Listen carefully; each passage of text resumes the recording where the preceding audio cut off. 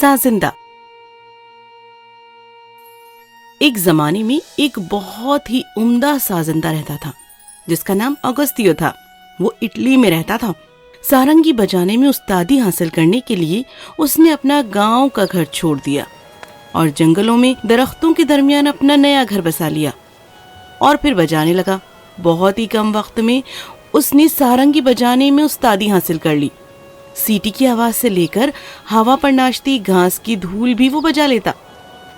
اب وہ اپنے آپ کو ناظرین کے سامنے ثابت کرنا چاہتا تھا، اسی لیے اس نے بہت غور کیا، اور جب سوچنے کے لیے کچھ باقی نہ رہا تو اس نے خود سے کہا،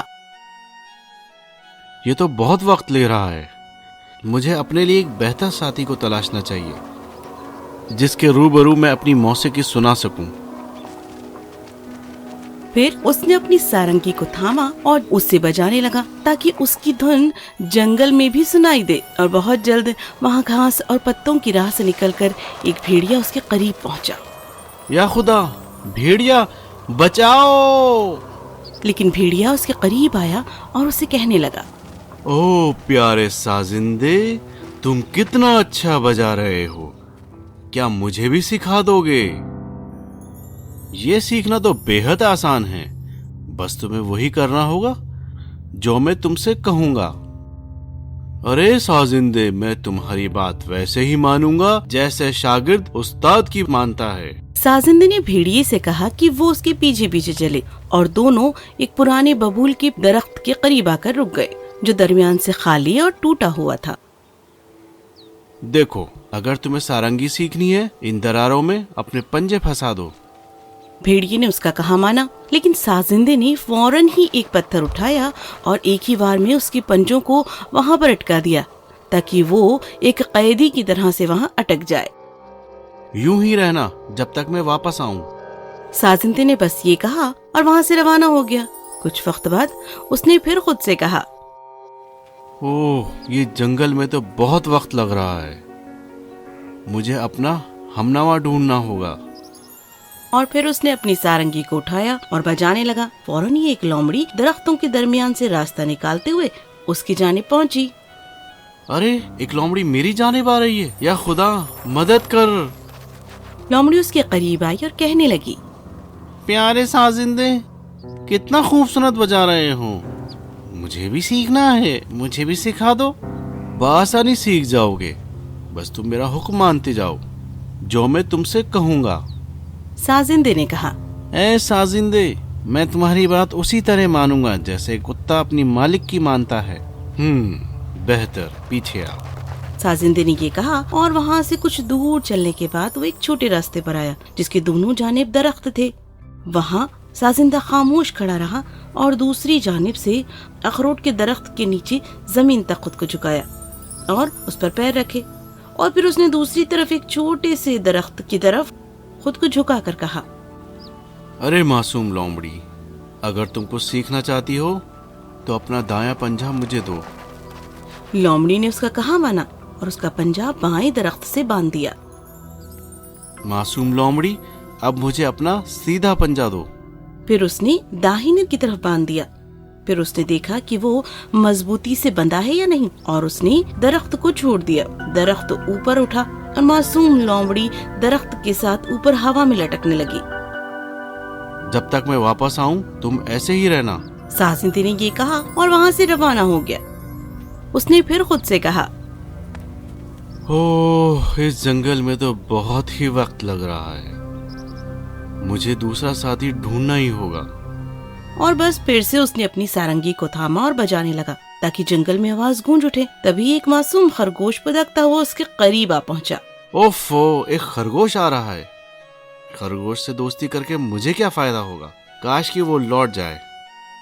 پیارے سازندے، تم بے حد خوبصورت سارنگی بجاتے ہو، مجھے بھی سیکھنا ہے، میری بھی خواہش ہے۔ وہ تو تم آسانی سے سیکھ جاؤ گے، بس میرے حکم کی تعمیل کرنی ہوگی۔ ہاں سازندے، میں اسی طرح مانوں گا جس طرح ایک شاگرد اپنے استاد کی مانتا ہے۔ دونوں کافی فاصلے تک ساتھ ساتھ چلتے رہے جب تک وہ ایک کھلے میدان کے پاس نہیں پہنچ گئے۔ وہاں ایک اسپن کا درخت تھا۔ साजिंदे ने एक लंबी डोरी खरगोश के गले में बांधी और उसे दरख्त से बांध दिया। चलो प्यारे खरगोश, जल्दी से तैयार हो जाओ, दरख्त के 20 चक्कर लगाओ। साजिंदे ने उसे हुक्म दिया और मासूम खरगोश ने उसे माना। उसने 20 चक्कर लगाए, जब तक डोरी 20 दफा दरख्त से लिपट चुकी थी और खरगोश उसमें अटक चुका था। वो उसमें अटकता ही चला गया और उसकी नाजुक सी गर्दन कट गई। यही ठहरना जब तक मैं वापस लौटूं। साजिंदे ने कहा और वहां से चला गया। और इस तरफ भेड़िए ने खूब जोर लगाया, खींचा और पत्थर से अपने आप को आजाद कर लिया और फिर वो उस दरख्त से बाहर आ गया। गुस्से और नफरत से वो साजिंदे की जानिब तेजी से बढ़ने लगा ताकि आगे बढ़कर वो उसके टुकड़े टुकड़े कर सके। लेकिन जब लोमड़ी ने उसे भागते हुए देखा तो जोर से उसने उसे सदा दी और कहने लगी, भेड़िए भाई, मेरी मदद करो, साजिंदे ने मेरे साथ दगा किया है। भेड़िया दरख्त की जानिब भागा। उसने रस्सी काटकर लोमड़ी को भी आजाद किया और लोमड़ी भी बदला लेने के लिए भेड़िए के साथ ही निकल पड़ी। उन्होंने बंधे हुए खरगोश को भी देखा और उसे आजाद किया। अब तीनों एक साथ अपने दुश्मन का मुकाबला करने के लिए रवाना हुए। साजिंदा, जो रास्ते पर दोबारा से साज बजाता हुआ जा रहा था, उसकी किस्मत अभी बहुत अच्छी थी। उसकी धुन एक गरीब लकड़हारे तक पहुंची, जो फौरन ही उसकी धुन पर मर मिटा। उसने अपने तमाम काम छोड़ दिए और करीब ही रखी कुल्हाड़ी को लेकर वो साज सुनने के लिए आ गया। आखिरकार मुझे एक सही साथी मिल गया। मुझे एक इंसान की ख्वाहिश थी, ना कि जंगली जानवर की। और वो इतनी खूबसूरती से और नजाकत से बजाने लगा कि गरीब आदमी मानो उसी में खो गया। दिल से खुश होकर उसने उसकी धुनें सुनी। तभी वहां पर भेड़िया, लोमड़ी और खरगोश पहुंच गए। उसने देखा कि उनके इरादे ठीक नहीं है, इसीलिए उसने अपनी कुल्हाड़ी उठाई और साजिंदे को अपने पीछे छुपा लिया, जैसे वो ये कह रहा हो कि जो कोई भी साजिंदे को तकलीफ देना चाहता है, उसे पहले मुझसे होकर गुजरना होगा। जंगली जानवर उस आदमी की धमकी से फौरन ही डर गए और जंगल की जानिब भाग गए। साजिंदे ने शुक्रिया अदा करने के लिए एक बार फिर से लकड़हारे के लिए एक साज बजाया और अपने रास्ते पर आगे बढ़ने लगा।